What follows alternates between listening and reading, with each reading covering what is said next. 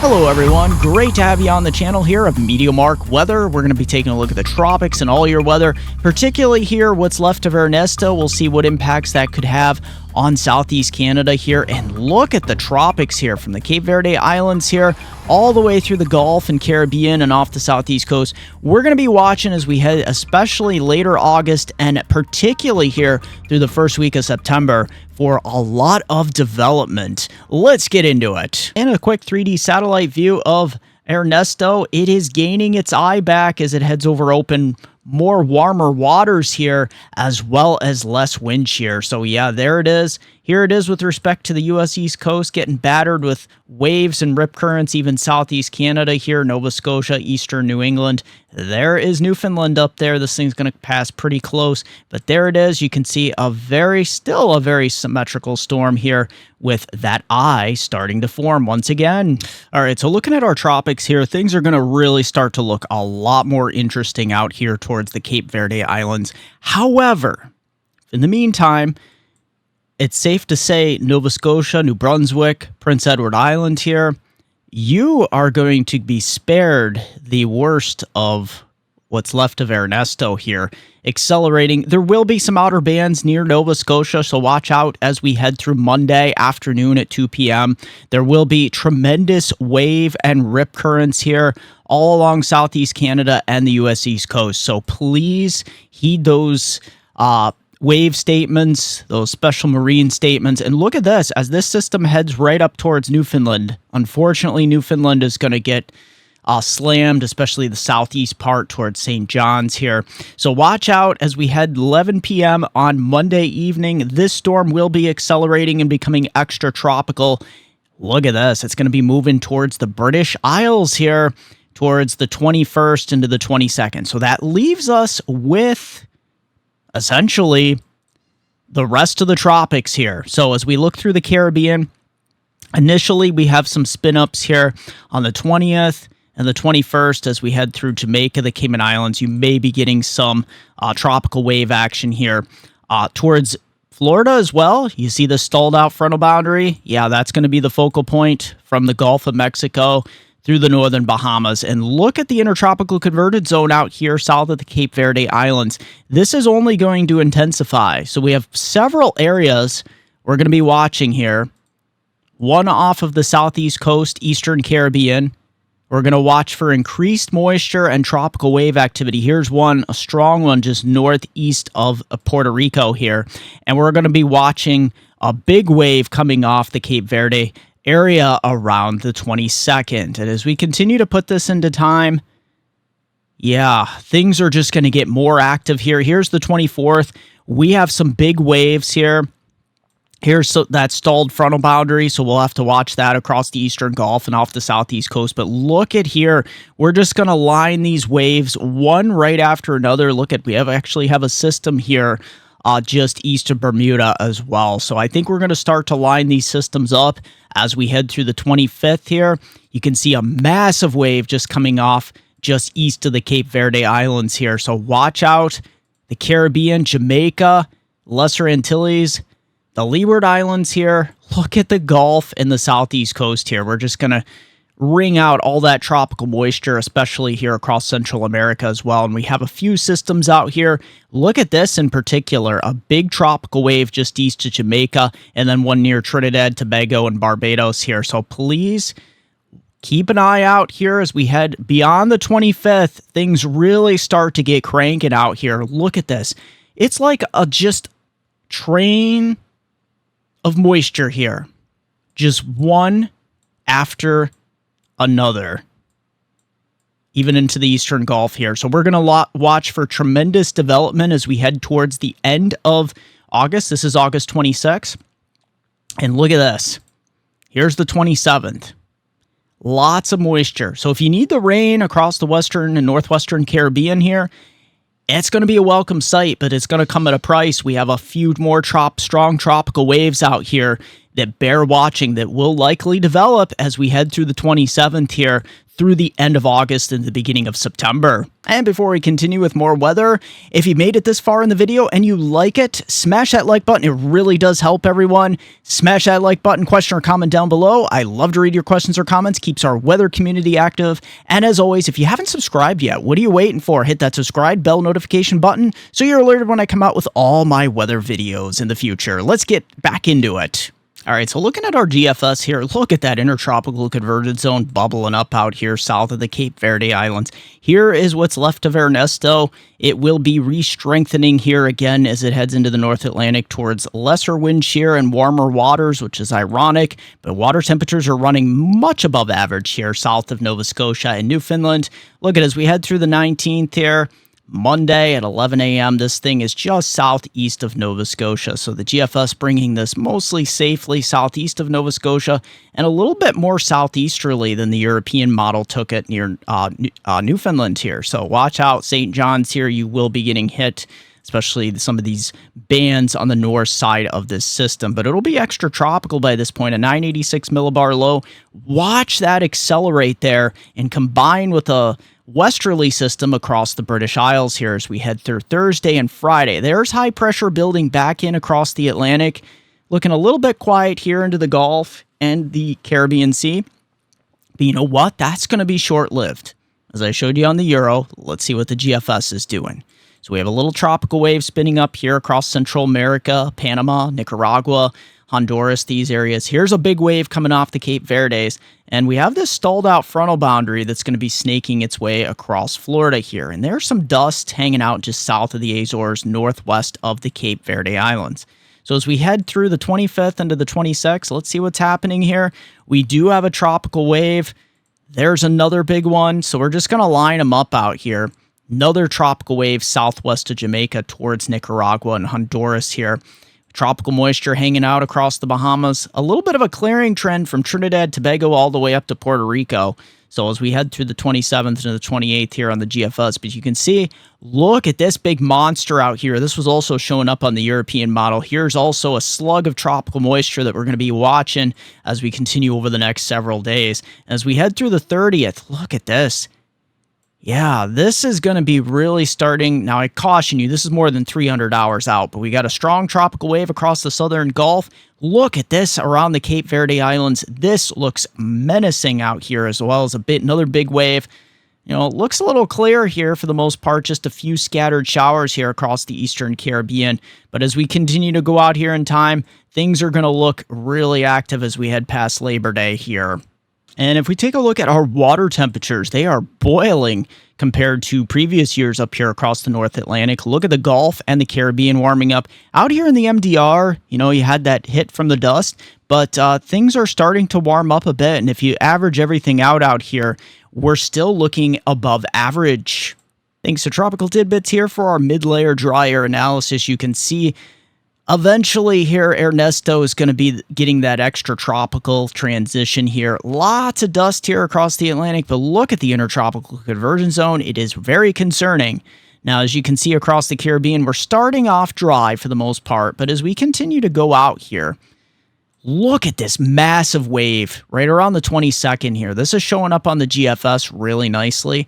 High pressure should keep these waves on a schedule towards the west and west-northwest here. It does start to get affected by a little bit of shear and some dry air, some dust in the mid-layers, but look at another one heads right off the coast. Central America will start getting a lot more wet here. And look at the stalled frontal boundary off the southeast coast heading right through Florida. That is going to continue to get stuck here. We'll have to watch for potential development. But look at the intertropical convergence zone out here. We do try to start to spin up some low pressures here as we get into the first week of September. Now for our European run here, look what's going to be happening as we continue to head out in time here. Lots of wave action out by the Cape Verde Islands here. Lots of dry air, you know, some dust here at mid layers. There is Ernesto coming up there and potentially affecting parts of Newfoundland. But look at that. That's going to be a thing of the past as it heads over towards the British Isles. Intertropical convergence zone really heating up towards the 22nd here. Look at this. And if we want to head out just a tad bit here, look at this. That moisture continues across the eastern Gulf off the southeast coast. You can see we'll have a couple high pressure systems. Big dry air mixing out here into the eastern Caribbean, but look at this.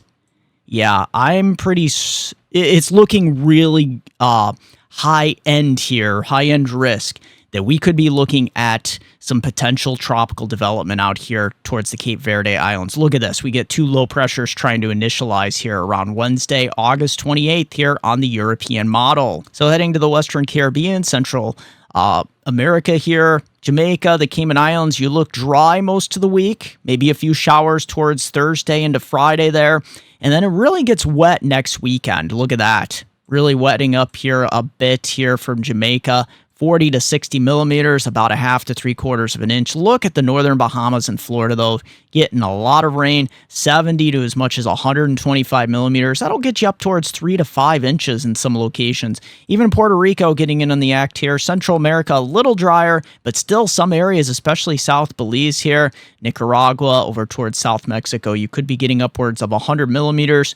About 3.5 to 4 inches. And heading to the Eastern Caribbean, the Bahamas, Puerto Rico, Trinidad, Tobago, all the Lesser Antilles here. As we head later in the week, we get some tropical wave action, and that is going to increase as we head through the 26th here. This surge of tropical wave action is going to be heating up here. Many areas getting upwards of 40 to as much as 60 millimeters, upwards of about 1 inch to 1.25 inches in many areas here. Look at southeastern Bahamas, though. You get a little bit of a rain hole here towards 16 to as much as 30 millimeters. That'll bring you up towards about 1/4 to 1/2 an inch. Now heading to the western Pacific here, we have what's left of tropical storm Ampil here, moving rapidly away from Japan. It did affect areas, especially around Tokyo, east of Tokyo. That last week, that is moving up here and going to become a massive storm across the Aleutian Islands here. As we look behind it here, you can see the next area of low pressure northeast of Taiwan here in the southern Japanese islands. So watch out. This system may try to develop as it heads up towards Korea here in the LOC. So please stay tuned for that. That may develop into a depression or a storm. Lots of moisture here into South Korea and the southern Japanese islands. Now, as we head throughout time, you can see the Philippines continue to get that monsoon moisture, as is expected this time of year. Here's our intertropical convergence zone. We do look at a big tropical wave here east of the Philippines by the 25th here. So this bears watching. We'll have to see if this actually develops into anything. But at this time, it just looks like a tropical wave. But look at this. As we get into the 24th, into the 25th, the Philippines really start to get inundated here. We also have watching the next area of low pressure that may try to develop again here off the Japanese coast. So that's not good news. It looks like it'll be caught up in the westerlies, though. So you have a direct tropical connection all the way up into Japan. So Japan, as well as the Philippines, Taiwan, Southeast China here, all the way down through Vietnam. Look at this. We are socked in with tropical monsoon-style moisture here. And as we head towards the 27th, that is not going to change at all. Now, looking at the Eastern Pacific, our next tropical storm is brewing here with 7. But you know what? The good news is this is going to be a fish storm. So it's heading out to sea. Although there is a system that bears watching here as we head throughout later in the week, Wednesday and Thursday. Could this actually spin up and try to head towards Hawaii?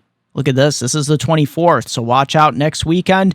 We could have a tropical system coming very close to the Hawaiian Islands. Severe weather outlook for the rest of your Sunday. Yeah, we're looking at it all the way along the I-81 corridor here into the Mid-Atlantic, eastward towards New Jersey, south and eastern Pennsylvania. Southern New York here towards New York City, and then we can follow that all the way down through the Carolinas and all the way back towards Kansas here. Watch out, damaging wind, large hail, isolated tornado threat is there. And heading off to Monday here, the Northeast corridor does it all over again. A marginal risk here into the darker green zones, all the way up through the I-95 corridor. North Carolina, all the way up to Concord, New Hampshire here, and all very populated areas from DC, Philly, New York City, all the way up to Boston. Watch out. For our future radar, yes, we are having some flooding concerns as well as severe weather here across the Mid-Atlantic and parts of the Northeast here, from parts of upstate New York, especially eastern Pennsylvania, New Jersey. These areas, maybe as far south as Maryland. Look at these gully washers. Some of these could contain damaging wind, large hail, and they will train over the same location as we head through Sunday evening. You can track this all the way up into parts of southern Ontario and Quebec, even some scattered showers and thunder showers across parts of Ohio, eastern Michigan here, and all the way down into parts of North and South Carolina as well. A few stray showers and thunderstorms. But the big story is going to be here across the Northeast as we continue late afternoon, early evening hours. Look at some of these stronger storms approaching eastern Pennsylvania. This is towards 9 p.m., a big line around the Interstate 81 corridor. That is heading eastward here to Philadelphia, 11 p.m., New York City, Long Island, and those conglomerate out over the ocean. And then look at, we do this again on Monday here. As we get into Monday morning and afternoon, watch this line pivot to the southeast here. We're going to be looking at some stronger showers and thunderstorms developing here, flooding potentials there, and some of these could actually become severe here towards 2 p.m. Watch out. This has been the trend to get this linear line from southern Quebec. Look at all the way up here east of Montreal. And that is going to stretch southward here along the I-81 corridor of New York and Pennsylvania. Look at towards 4 p.m., eastern Catskills, Poconos, northern New Jersey, into the Hudson Valley. This thunderstorm line will be on your doorstep as it moves through Poughkeepsie, Newburgh, all the way down just northwest of Newark here. The Capital District of New York, Albany, all the way up to Quebec here. Southern Quebec will be watching this line head into New England, 8 p.m. So yeah, the evening rush at 5 p.m. in the Hudson Valley could get a little rough, and that heads to the east and it weakens as it heads into the stable marine layer of air. And then across Florida here, you can see we're going to deal with some showers and thunderstorm action as we head into 8 a.m. on Tuesday morning. But look at this, we're clearing it out across the Ohio Valley and into the Northeast, with the exception for Maine and eastern New England and up towards New Brunswick and Quebec and Nova Scotia. Picking up where our HRRR future radar left off here, as we head throughout the week, high pressure is going to be building into eastern North America. I'll also have more details on that in my Canadian weather outlook in within the next 5 minutes here. And look at that stalled out frontal boundary across Florida. This is going to be the focal point of big tropical surges. You can almost see it here.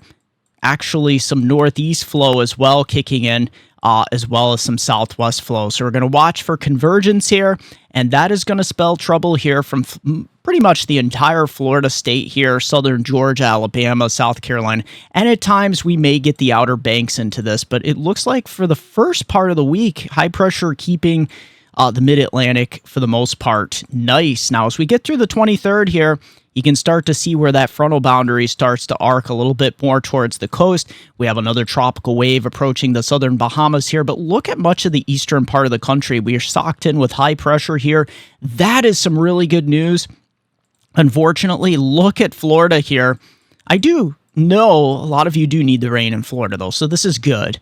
But look at this. We don't need it up towards the Carolinas.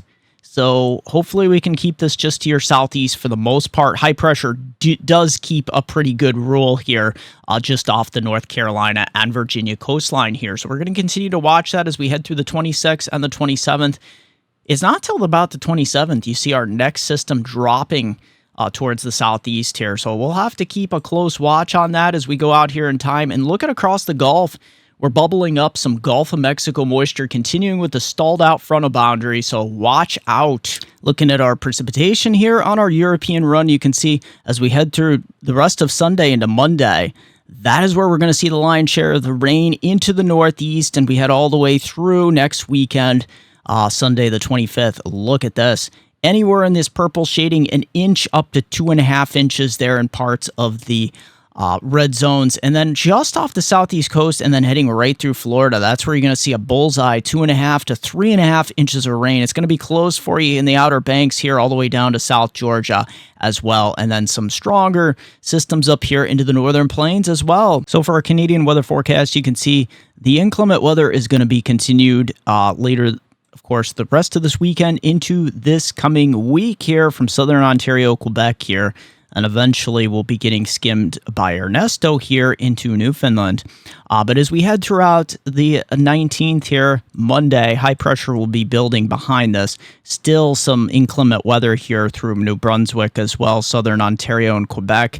And then watching, Nova Scotia will get skimmed a little bit by Ernesto. It's mainly Newfoundland here that will be under the gun for, especially southeastern Newfoundland here. Really getting battered by what's left of Ernesto, becoming extratropical likely by this point. But as we head throughout the rest of Tuesday here, the 20th, you can see New Brunswick, Nova Scotia getting affected by this upper level low, a surge of moisture.